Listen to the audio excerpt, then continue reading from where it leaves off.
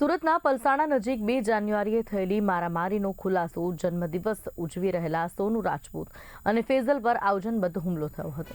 કેસરી નંદન પંપ પાસે લાકડીઓને ધારદાર હથિયાર વડે હુમલો કરવામાં આવ્યો હતો। જાહેરમાં દાદાગીરીની આખી ઘટના સામે આવી છે। આ સમગ્ર ઘટના સીસીટીવીમાં કેદ થઈ છે। પોલીસે કાર્યવાહી કરી છે અને ગણતરીના દિવસોમાં જ આરોપીને ઝડપી પાડ્યા છે।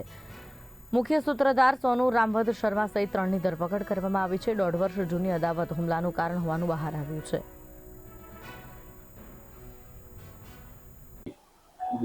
તારીખ 2/1/2026 રોજ પલસાણા પોલીસ સ્ટેશન ખાતે ભારતીય ન્યાય સંહિતાની કલમ 115(2), 351(2)(3) અને 352 મુજબનો ગુનો દાખલ થયેલ, જે મારામારીનો ગુનો હતો અને જેના આરોપી સોનુ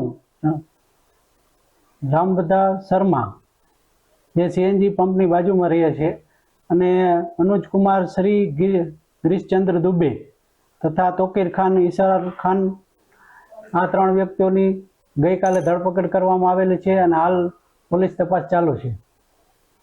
મારામારી જે થયેલી સામે લીધે થયેલી અને શું થયું?